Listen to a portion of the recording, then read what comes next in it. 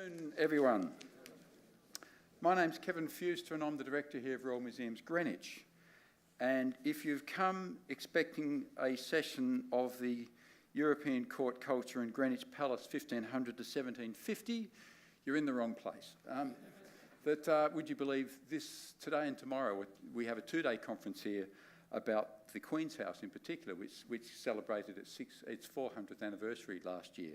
So we have a very wonderful program of speakers from here, there and everywhere on a two-day conference for that, as well as tonight's event for the Anderson Medal with our friends at Society for Nautical Research.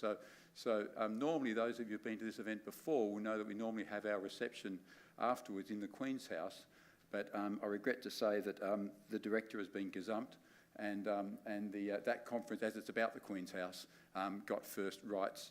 So they are in the Queen's House, and we will enjoy the joys of our figurehead collection, which when we come out of here in the reception's in diagonally the far corner. Firstly, can I welcome you all to this year's presentation of the Anderson Medal and reception. This, as many of you will know, is our annual event that we stage in conjunction with our friends at the Society for Nautical Research. And firstly, may I offer my very warm welcome to the Chairman of Society for Nautical Research, Admiral Sir Kenneth Eaton, and also to the recipient of this year's medal and tonight's guest lecturer, my fellow countryman, Rear Admiral James Goldrick, AO. Admiral Goldrick retired from the Royal Australian Navy in 2012 after a distinguished career at sea and on land. Amongst his many achievements, he served 2 terms commanding the Australian Defence Force Academy in Canberra. Now, as it happens, I received my doctorate through that organisation and its university partner, the University of New South Wales. Thus, it personally gives me a special pleasure to welcome Admiral Goldrick to Greenwich this evening. I've also been reliably informed that the lustre of having Admiral Goldrick with us tonight has drawn other Antipodeans down to Greenwich. So can I welcome those people that have come down especially as well. Sir Kenneth, Dr. Fuster, ladies and gentlemen, I'm deeply honoured to have been awarded the Anderson Medal, not only because of my own long membership of the Society for Nautical Research and the achievements of the Society, but because the list of previous winners confirms this is not an award to be taken lightly. I appreciate it more than I can say. It's good not only to have Ruth and my younger son Edmund here tonight, but so many old friends, particularly naval friends who I think have had to put up with almost as much naval history as Ruth and my sons. I'll tell one story about that. As a young sub-lieutenant on loan to the Royal Navy in the fishery protection vessel Alderney, I was able to persuade my captain to spend a spare half day visiting Scalpa Flow. My expression as we entered the anchorage on a glorious, sunlit, absolutely calm winter's afternoon must have been rapt, because a voice beside me from the First Lieutenant Roger Vincent, who is here tonight, was heard to exclaim, "My goodness, look at James. It's as though he's making pilgrimage to Mecca."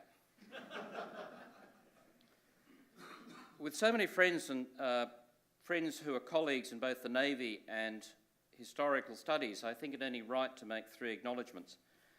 The first is to the late Rear Admiral Richard Hill, who died last month on what would have been his 88th birthday. I owe him a great deal for his advice and wisdom over the years, as I think does this society of which he was president, and also a great deal many here present. I count him as one of the most profound thinkers on naval and maritime affairs in the last half-century, and I believe that this country's defence and naval policy would have been in a much better state had more attention been paid to what Richard had to say in the late 1980s with his book Maritime Strategy for Medium Powers. The second acknowledgement is to the late Captain Stephen Roskell, who started me off in a serious attempt to study and write about the First World War in 1977, when he discovered that I was about to start the final year of my naval-sponsored arts degree with only 1.5 hours contact time. I will say, when the cadets and midshipmen at the Australian Defence Force Academy discovered this fact, it was the source of some scandal, particularly when I pointed out that the contact time started on Wednesday at 10. I spent most of my last year in 1978 at the University of New South Wales writing what became The King's Ships Were at Sea, which is really an earlier version of before Jutland. I owe more than I can say to Stephen, but perhaps more than anything else was the red ink with which he covered my first drafts of the key chapters. I was a bit shattered by that experience. No normal author, wants anything other than fulsome praise, until Stephen showed me what Richard Ollard, his editor at Collins, and of course a naval historian in his own right, did to Stephen's early drafts, which taught me that it is never kind to be kind and polite to somebody's early drafts. You might as well tell them the truth straight away. This brings me to my third acknowledgement. Both at the time and more recently, as can be seen from the banners associated with this lecture, the University of New South Wales has been an important influence both directly and indirectly. And indeed, currently, I'm now part of a newly formed Naval Studies group with the university. I'm amongst one of the earliest products of a relationship which started between the Navy and the university some 50 years ago. And Kevin, who was on the staff of the Army's equivalent of the Royal Military College Duntroon, reflects the same relationship of the same age with the Army. And that continues in a joint way at the Australian Defence Force Academy, whereby the University of New South Wales at Canberra provides the academic services for the military. I'm delighted that the present rector, the head of the University of New South Wales at Canberra, Professor Michael Frater, can be here this evening, together with Professors David Lovell and Tom Frame. Now, in thinking and writing about the First World War at sea, off and on for about 40 years, I've come to the view that in many ways our actual understanding of what went on was diminishing, despite some extraordinary and illuminating work by many historians. With the passing of the last veterans, I think we've moved in some ways further from such understanding than when I started writing in 1978. We no longer comprehend much of the way in which ships were worked and fought in the Great War. Indeed, the interest in the Nelsonic era and the combination of extensive research, historically informed fiction, and the operation of replicas, as well as continuing square-rig sail training, have meant that our knowledge of what was happening on board the Victory and her sisters in 1805 is greater than that for the battleship Iron Duke and the Grand Fleet in 1914. I think we could take Victory to sea at little notice, and we could probably learn how to fight her in a couple of months. I don't think we could do that with a World War I coal-burning battleship. But my intent this evening is not to give you an analysis of the operations at sea between 1914 and 1918, nor to talk deeply about naval strategy and its interplay, nor of the Battle of Jutland and its consequences. What I want to do is speak a little about how ships were run, how they worked, and how the Navy looked after its people. Now, my interest in the organisation and routines of the Navy's ships during the war has a point. In comparing the performance of the Royal Navy with that of the German and Russian services, a key question is why the latter two descended into mutiny and revolution while the British Navy did not. Now, there were obviously many other national factors at work in Germany and Russia, and many other external pressures on both services. But I think that what was happening inside the navies mattered for both of them. Now, I do this from a basis of much more personal understanding than I had when I started, and indeed the difference between the King's ships were at sea and before Jutland reflects very much of that maturing. Sea service all over the world, including repeatedly in the North Sea, as well as time spent running ships and in command, have helped me look at the problems of a century ago both more critically and more sympathetically. But even someone like me has to be very careful. One must watch for the differences, because it may be the unconscious assumption of similarities with the machine-age Navy of 100 years ago that can most easily lead one astray. Let me give you an example of a startling difference. Early in my return to research, I reread a book called Years of Endurance, the recollections of Surgeon Rear Admiral John Muir. In late 1914, Muir was appointed Commissioning Principal Medical Officer of the brand new battle cruiser Tiger. It has long been notorious that Tiger, as with many ships rushed to completion at the outbreak of conflict, had a bad start. Not everything had been set to work properly. She had a scratch crew, and not everything was finished. There were many early accidents, such as a boy seaman falling to his death down the shaft of an engineering lift which had not had its barriers installed. Tiger was not even allowed to finish the very basic workup intended for her being sent to join the battlecruiser force to make up the numbers in the absence of ships sent to hunt for Admiral von Spee after the Battle of Coronel. I first read Years of Endurance in 1978, but it was only when I looked at it again in 2012 that I fully understood the significance of one of Muir's reasons for Tiger's difficulties. The ship was pushed out of John Brown's yard on the Clyde so quickly that she missed what was termed her builder's final clean. In the present day, as in 1978, the picture conveyed with that term is that the rubbish, waste materials and dirt of the final fitting out had not been removed. But there was more to it than that. In the primitive industrial conditions of the day, with the near total absence of amenities for the workforce, it was the practice of the dockyard personnel when fitting out a ship after launch to use the lower compartment as latrines. Muir recorded that some of Tiger's spaces were so bad that the ship's staff could only enter them wearing oilskins and sea boots and had to be hosed down after emerging. The battlecruiser thus sailed from the Clyde into a northern autumn, shut down for war without this cleaning having been done. They were perhaps lucky that the only medical consequence was a mass outbreak of tonsillitis.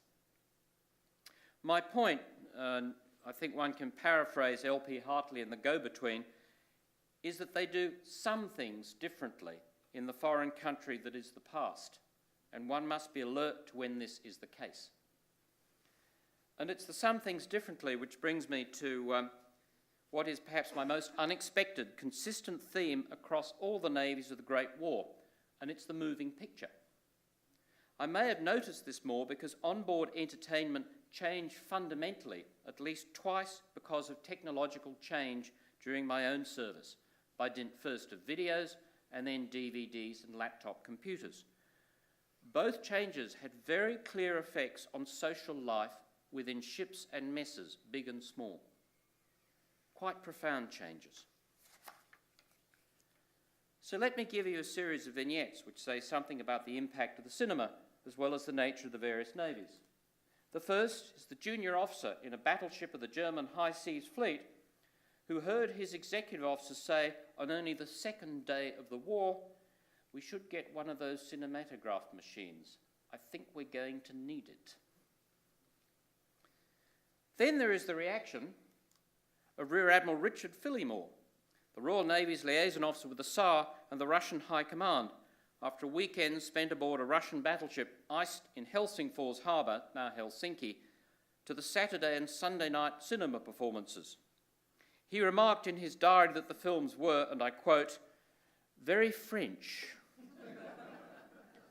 and we should say improper, but in this country it is not thought so. Or the major request from the American battleships already serving with the Grand Fleet in 1918 to the crew of the battleship Texas, the reinforcement unit sent across the Atlantic a few months later. It is a plea that will be a familiar one to sailors for the next 70 years. Bring decent movies. Now, the Americans may have been a little unfair given what was circulating in the British ships already.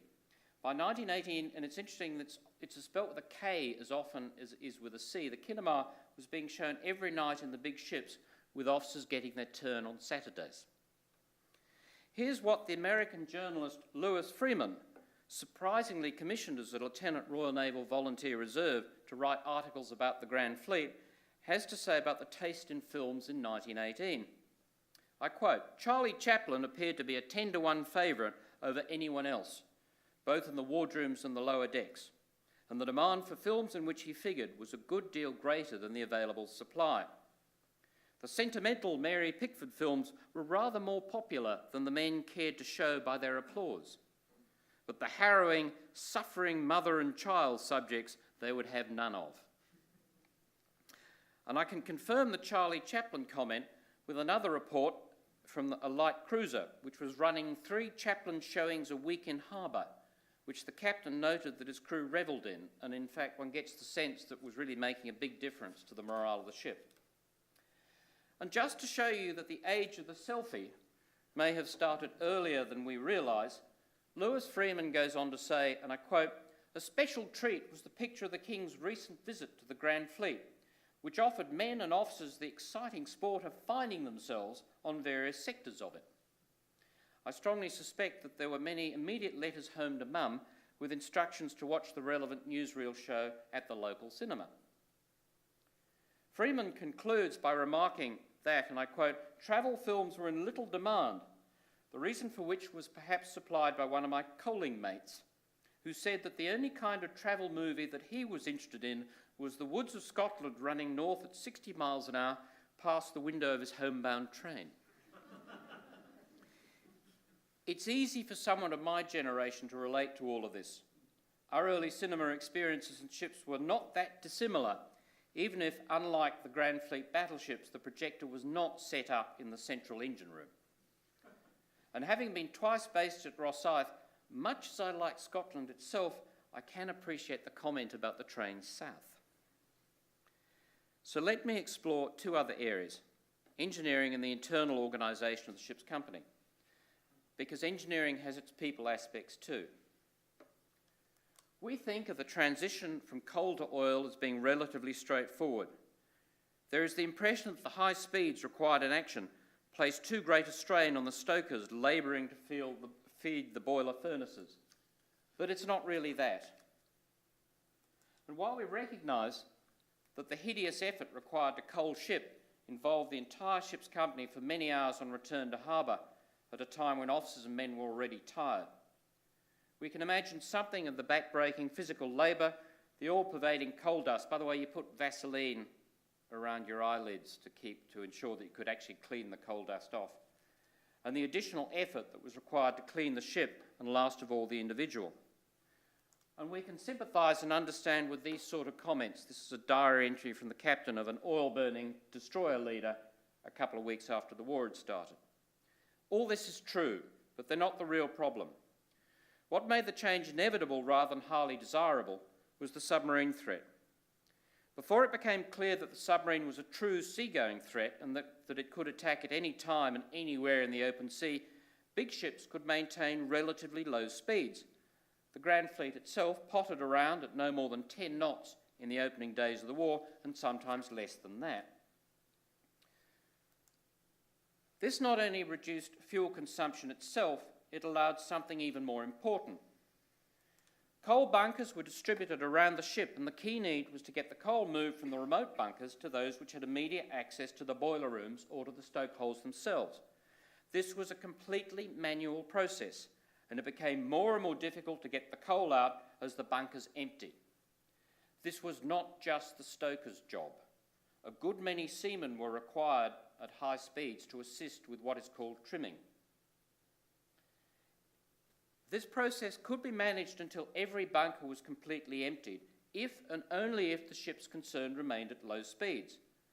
But the physical constraints were such that it was later estimated that at 14 knots or more, the minimum cruising speed of the Grand Fleet during the war, at least 25% of this coal was inaccessible.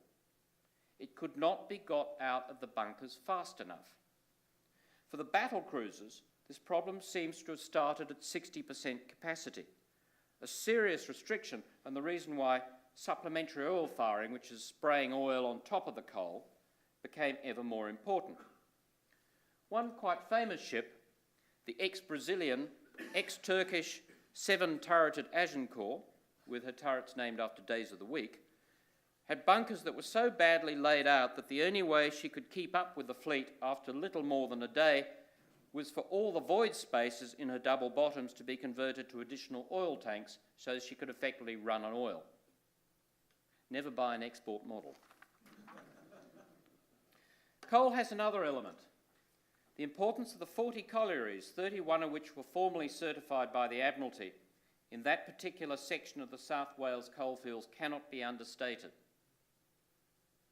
Only these mines produced the semi-bituminous coal with the right combination of qualities to allow rapid, largely smokeless combustion with little ash and, just as important, little clinker, the residue left on the furnace grates. Admiralty coal only required the sort of furnace cleaning shown here about once every 12 hours. Now, there were other fields around the world which produced good stuff, such as Westport in New Zealand, and Shantung in China, but nothing quite matched Admiralty steam coal. And quite a few varieties, notably including Australian East Coast coal, did not. And I'm using this example to get across to you just what a difference it makes. When the ships of the new Royal Australian Navy had to try Australian coal, because the government wanted us to buy Australian-made stuff, or Australian-dug stuff, the results were disastrous, with the progressive build-up of waste forcing the cleaning of furnaces at a rate that rapidly became unworkable, but in fact it didn't burn well anyway. And these are the figures for the battlecruiser Australia at 15 knots.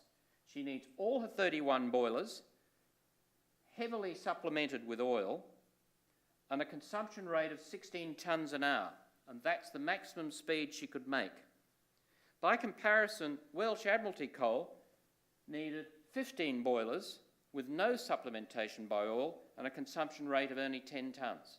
So you can see the effects on the ship's capabilities of that sort of difference.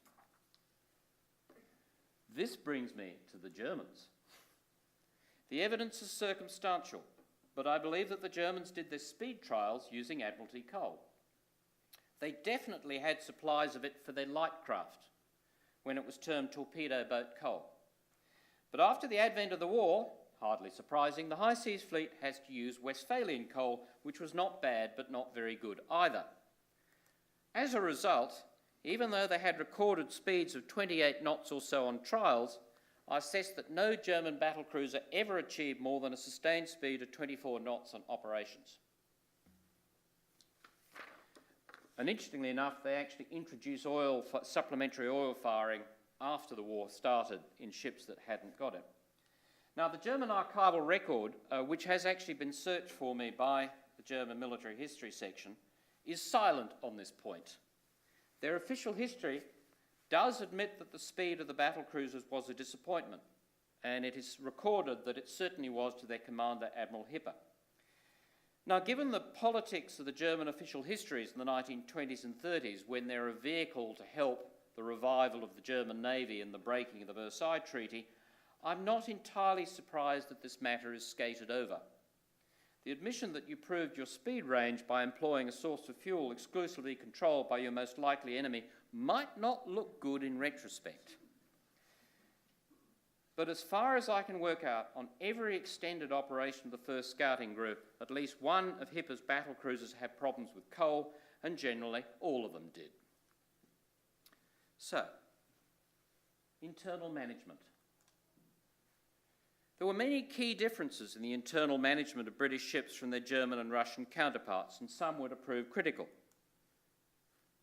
The fact that the disposition of the Grand Fleet in remote anchorages kept both officers and men on board helped create and maintain a feeling of community.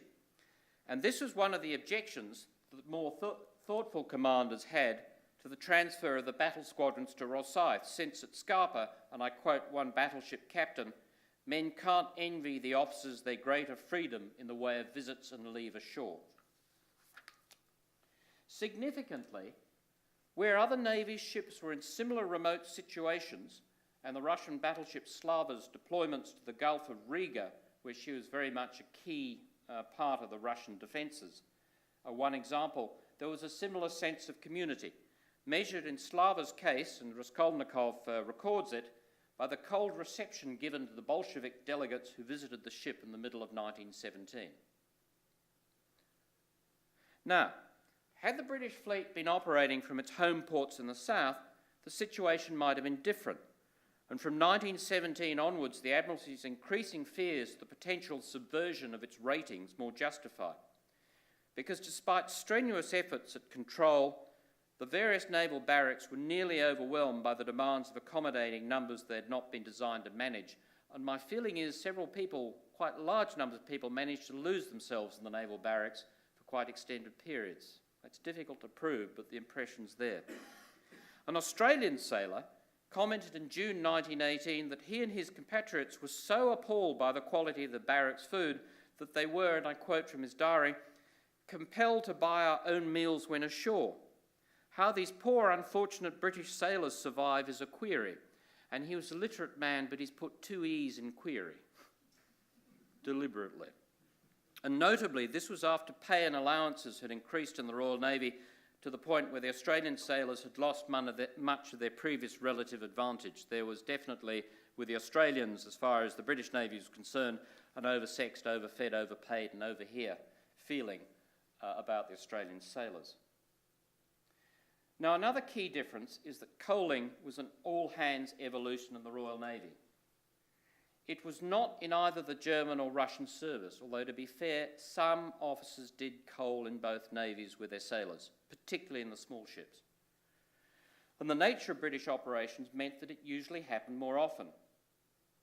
Only the commanding officer and a handful of others, usually the duty cooks and the band, and that was provided if the executive officer liked music, were excused from the back-breaking work of transferring coal from the holds of a collier and distributing it around the ship's bunkers. By 1917, after many years of practice, coal ship had reached a peak of efficiency, and the record sustained hourly rate was over 400 tonnes.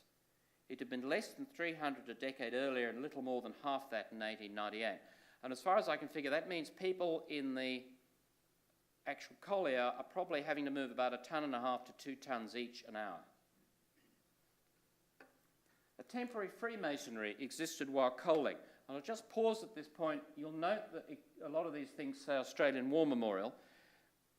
It's quite interesting that the best record of a ship's internal activities of this size is actually from HMS Australia, which the Australian War Memorial has and has put them up.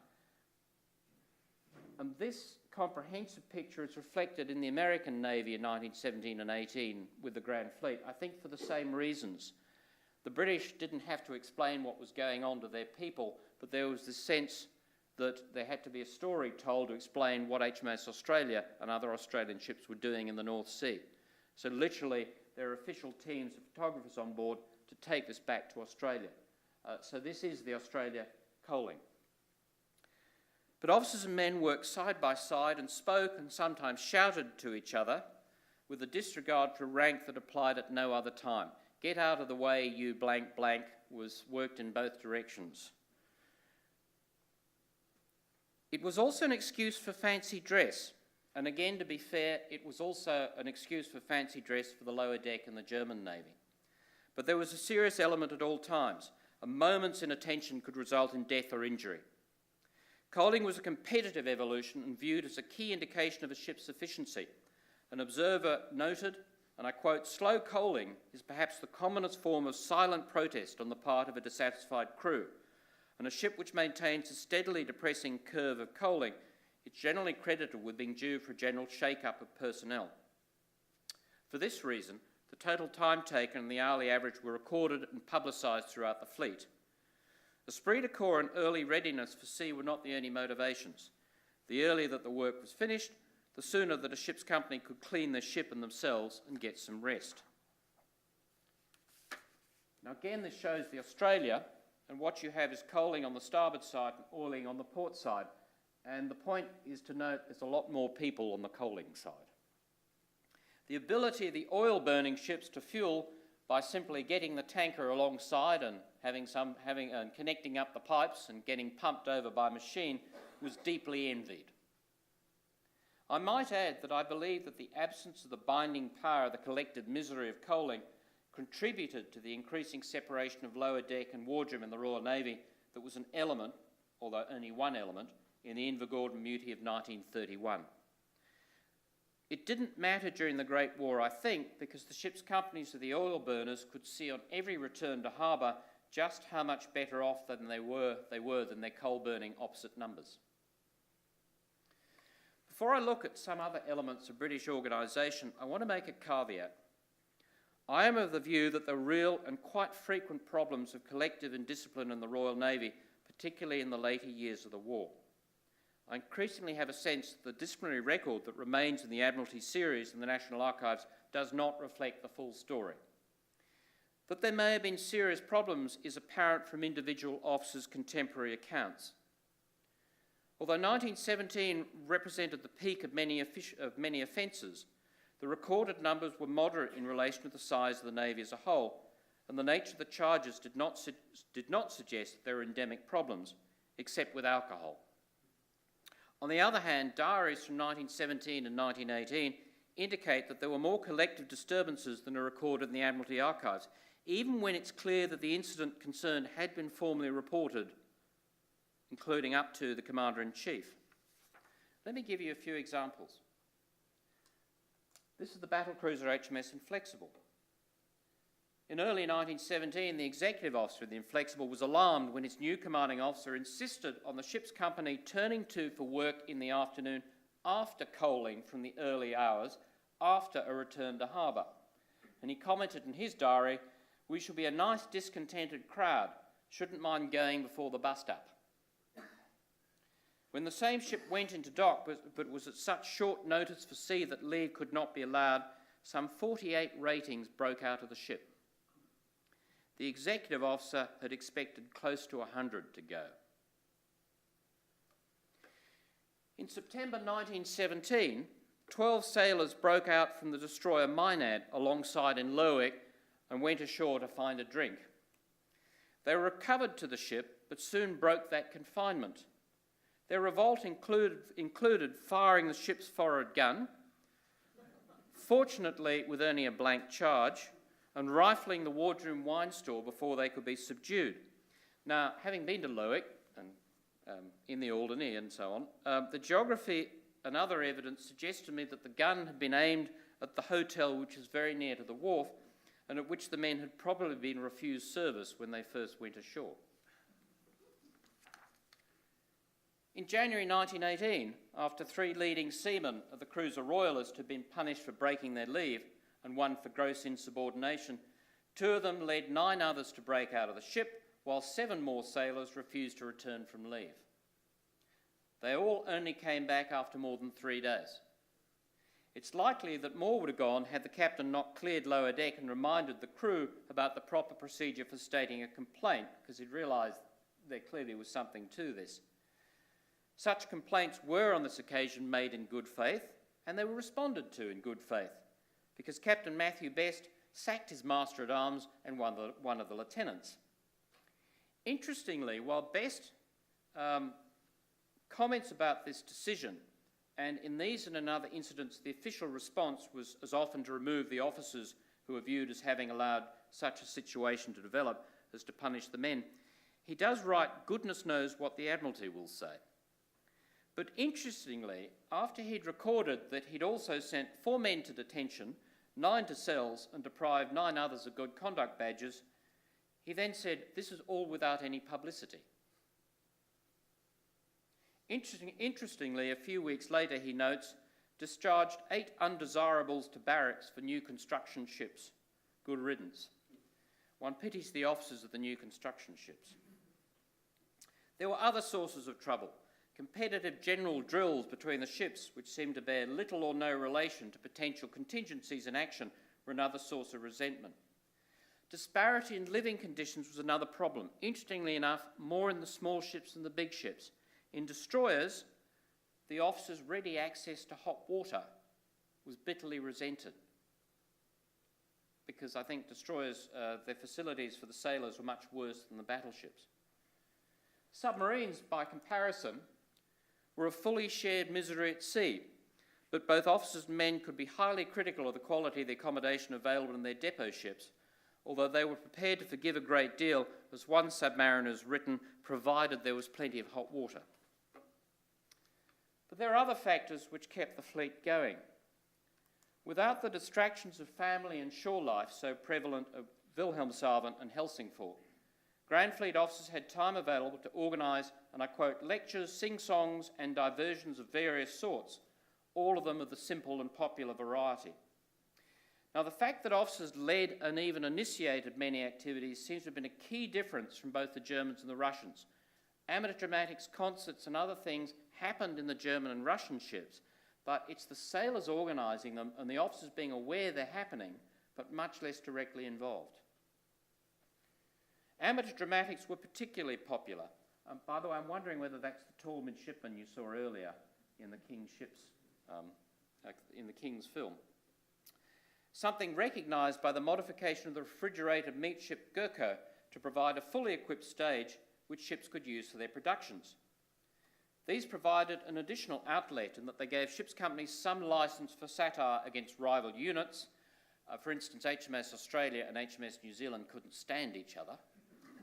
I'll just add a point that HMS Australia, which was in the Pacific and missed all the early battles, also missed the Battle of Jutland because she and New Zealand had run into each other, and rejoined the fleet just as all the others got back from Jutland. And the nickname the Australia was given, which I have a suspicion came from the New Zealand, which was every action, was the conscientious objector. The audiences on board Gurkha sometimes suffered from the cold inevitable in being located immediately above the refrigerated spaces. But the ship was, I quote, in constant demand, unquote, from the first. Another factor was sport. The British, indeed the British Empire's interest, if not obsession, with games in all classes and all regions meant that it represented inherently a much more natural activity for the Russians or Germans and was viewed as recreation, not training. In fact, towards the end of the war, the Germans tried to introduce competitive sport, and a lot of the sailors regard it simply as another task.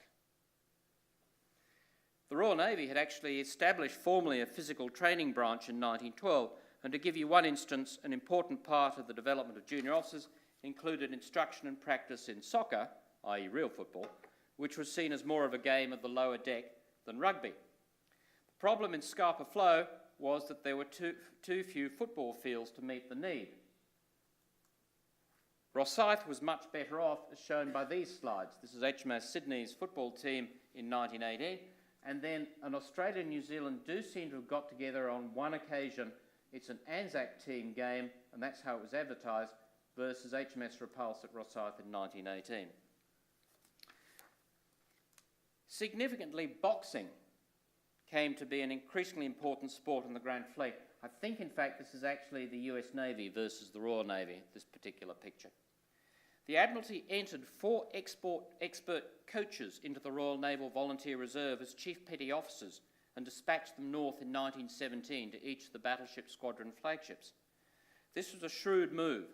Boredom all too often manifested itself in brawls on the lower deck. With boxing, aggressive junior ratings could be encouraged into the competitions to prove their manhood and dissipate accumulated testosterone. While the bouts provided an opportunity for officers and ratings to meet on an equal basis, and I suspect a couple of unpopular officers to get thoroughly thumped, and it was made a large-scale spectator sport, even on board ship. Admiral Beatty claimed, and it was ashore on an island at Scapa Flow, that there were 18,000 spectators at the fleet's boxing carnival in July 1917. Another activity, obviously in the warmer months, and yes, this is a bit of a cheat, this is clearly the Mediterranean, not at Scapa Flow, was the fleet regatta, which encouraged intership rivalry and involved both officers and sailors. To the extent that Beatty, as Commander-in-Chief, was co-opted, he clearly had no choice to act as stroke oar in HMS Queen Elizabeth Veterans Boats crew in July 1917 and was expected to win. And 650 of HMS Queen Elizabeth's crew of something under 1,000 were actually involved in the regatta. So it's a large-scale event. Betting was permitted and was run on the grand scale with some very careful assessments of the odds. By the way, you might have barracked for your ship. You didn't bet on it if you didn't think it wasn't going to win. Even if the rowing and sailing skills of some of the hostilities-only personnel meant that regattas could bear, as one captain wrote, some resemblance to Saturday aquatics on the Serpentine. Now, there were some officers and many ratings who never went ashore and did not participate in any of these collective activities. But in the Royal Navy, this was a matter of choice, not compulsion, and those who were least active were by no means the least content. It was not a perfect system. The weather in Scapa Flow was often so bad that personnel could not be landed for exercise at all. The much harder working destroyers did not always receive the support from their depot ships that they needed, and their operating cycles meant that the opportunities for organised activity ashore were even more limited than the big ships, while there was little that could be done on board. A new arrival to the Grand Fleet flotillas in February 1918 found them in a state of staleness. Now, another factor that I think made a difference was the organisations of sailors into their messes in the Royal Navy. This is again a picture from HMS Australia, as is the next one, comprising on average a dozen or more ratings under the supervision of a leading hand. It was mirrored in the other navies, but the autonomy and control of sailors over certain aspects of their existence was much greater. In particular, each mess was responsible for preparing its own food to be taken to the galley to be cooked by the chefs and then brought back. And while staples were provided as rations, it also received a daily allowance per man for the purchase of additional items.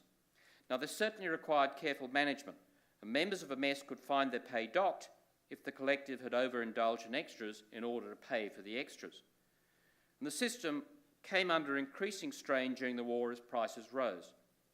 Nevertheless, it did confer both the impression and the reality of control for the lowest ranks in the ship over a vital aspect of their life on board. A 3-badge leading seaman with 12 or 15 years service in the Navy would have known what he wanted and how to get it.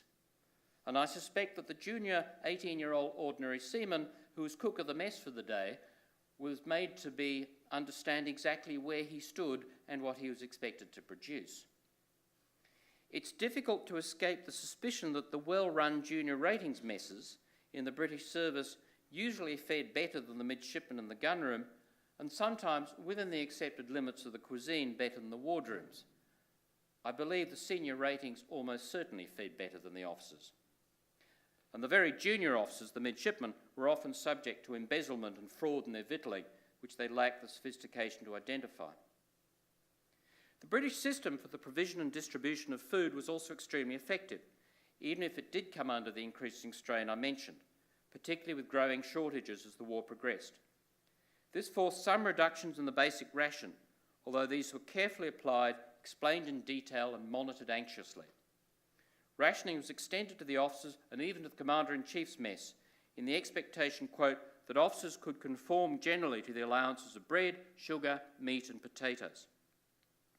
The regime was not particularly stringent. Actually, it was sort of slightly less of the same. And it did bring the admission, because he was eating less, from the Russian naval observer with the Grand Fleet that he had a feeling of better general health than before. Admiral Beattie's own mess's rationing was policed by his flag lieutenant. It took the November 1918 mutinies of the High Seas Fleet for it to be agreed at an early stage that German officers would have the same rations as the sailors. A recycling program operated in the major units of the Grand Fleet from 1917. Its scale is indicated by the fact that the total of fats collected came to nearly 5 tonnes a month, while empty tins exceeded that weight, as did used clothing. It was no surprise to the rest of the fleet that flagships produced the most waste paper. The sufferers were the pigs which were being raised ashore. Vice Admiral Sir Doveton Sturdy, by the way, was a key pig breeder and was quite upset by the reduction in the pigs' rations. And the seagulls of Scapa Flow and Rosyth, who since August 1914 had done very well indeed, thank you. But the Grand Fleet did not have to rely on official sources alone. There were important benevolent and commercial mechanisms to improve the quality of life. An industrial-scale charity involving major landowners to literally allotment holders came into being with the Vegetable Products Committee, which supplied thousands of tonnes of fruit and vegetables over the war as well as game. And the scale of it is indicated by a very frosty memorandum from Admiral Jellicoe to the fleet saying there's about 1,000 baskets out there you haven't returned, and the committee are getting a bit upset. And this is the good burghers of Preston with the products they're just about to send off to the Grand Fleet. One highlight in 1916 was the supply of 5,000 sacks of new potatoes in the early spring by the farmers of Jersey. And there's a note in the file that for some reason there'd been no problem in finding volunteers to assist with their unloading. At the beginning of 1917, the New York branch of the committee donated £600 sterling to pay for apples and oranges. Yes, that was New York. The Commander-in-Chief urged ships to send thank you letters to America at a suggested rate of 4 per ship, with the clear recognition that gratitude is the lively expectation of favours to come. The canteens themselves continued to provide what were called luxury items. Although these became more expensive and scarce as the war continued, they were available on a sufficient scale to satisfy most needs. Admiral Jellicoe, the Commander-in-Chief for the first 2.5 years of the war, was the moving spirit behind many other initiatives. And I do have some views as to Admiral Jellicoe's command decisions, but as a person and as somebody who's concerned with his people, he simply can't be faulted. There is a note in everything he's doing of trying to look after people. For instance, he established the Grand Fleet Fund, which consolidated the many donations that have been sent from around the world in order to assist, quote, petty officers and men wounded and incapacitated during the war. It has developed into the present-day Royal Naval Benevolent Trust, which I believe expends something over £4 million a year on charitable purposes. A newspaper fund was another innovation. Banking arrangements on board were improved to ensure that junior ratings were not holding large amounts of cash, always an inducement to gambling. Now, the next key difference between the navies was the rum ration. By the way, note that sailor, and there's no good conduct badges and no... An eighth of an imperial pint of rum, which was more than 50% alcohol in strength, diluted with water, was available to every adult rating every day. Petty officers received their ration undiluted, which meant that it didn't go off. The distribution occurred at noon and was a high point of the day for the majority, one which the supposedly and usually alcohol-free lower decks of the German and Russian navies could not enjoy. But officers, by comparison, had access to a much wider range of drinks and for much longer hours, particularly in the evening. Now, this was the source of some resentment, but a number of factors kept the muttering within bounds. The first was that the officers paid for their alcohol. The second was that there were, particularly through the messmen who worked in the wardroom, illicit transfers to the mess decks. There's no doubt this was going on. While an invitation to receive a quiet drink in the privacy of the wardroom or gunroom pantry was a not uncommon reward by an officer to a well-performing rating, or indeed to an entire boat's crew. Midshipmen particularly would buy pints of beer for their boat's crew if they'd been looked after. And this could even operate on a mass scale. After the Dogger Bank action in 1915, Commodore Goodenough of the Southampton thanked a volunteer party sent from the battleship Orion to assist with coaling, and then, I quote, whacked out drinks all round, unquote, in his own day cabin. Thirdly, although the dilution of the rum into grog was conducted under careful supervision, means were often found to extract and accumulate the alcohol before it was watered down. Little bottles of brown stuff. Apart from it being kept for special occasions, rum was also something of an internal currency, and ratings would exchange their tot for work or favours. In sum, while there were real problems with alcoholism in the Royal Navy, and I think arguably much greater with officers and warrant officers than actually with ratings, its availability represented a very important contribution to the perceived quality of life on board. The arrival of the United States Navy, which had been, by dint of the Secretary of the Navy, dry on board since 1914, did provide some food for thought to many who were concerned by the level of drinking. But it's interesting, the comments are very much about the officers drinking, much more than about ratings. And how much illicit drinking was going on in the United States Navy at this stage is an open question. I think there was quite a lot.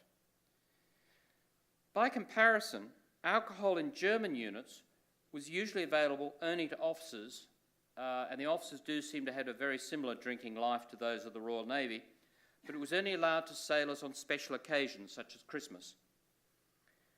Now, although German sailors had better access to bars ashore than did most of their British equivalents in Wilhelmshaven and Kiel, the disparity on board was a source of angst, and increasingly so as the war progressed.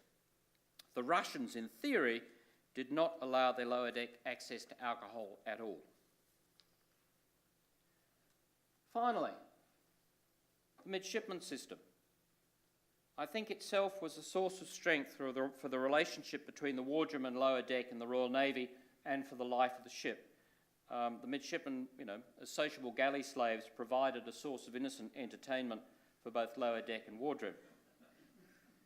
Not only did the ratings perceive that the midshipmen were subject to a much stricter and even more arbitrary regime than their own, inherent to their rites of passage to commissioned rank, but they were much more willing to open up to the young officers with both advice and intimate information.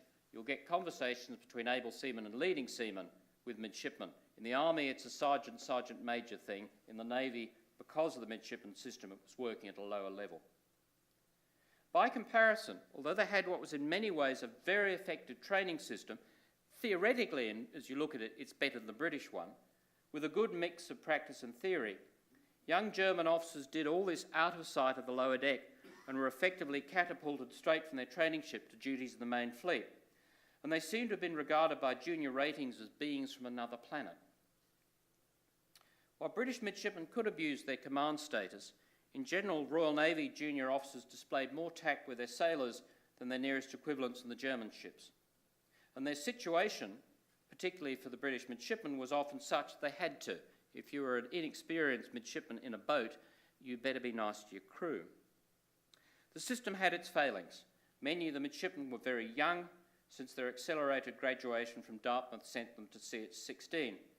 They had to spend too much time in classroom instruction on board and were employed, apart from the key experience of boat handling, on too many make-work activities. Furthermore, the quality of their immediate supervision varied widely. Many of the sub-lieutenants in the capital ships were on probation as the result of inadequate performance or poor behaviour, while the best junior officers had left for destroyers or submarines. Bullying was frequent, although it rarely reached the point it did in one unit, in which junior midshipmen were forced, quote, forced to strip and behave indecently, unquote, an episode in which drew the wrath of the Commander-in-Chief and the Admiralty. But I do believe that the bullying may well have damaged many naval officers permanently and was continued on in later generations. So let me finish at that. I hope I've given you a window into life in the Grand Fleet and our two navies during the First World War, as well as some insights into the other protagonists of the conflict. But let me finish with a comment about Admiral Beatty, who forcibly made a point to a delegation of visiting American naval officers. They had remarked on the surprisingly high morale of the Grand Fleet, to which Beatty replied that he considered keeping morale high was his most important task and his responsibility as Commander-in-Chief. I think that he was right, and I don't think that Admiral Jellicoe would have disagreed with him. Again, my deepest thanks to the Society for the honour you have done me. Thank you.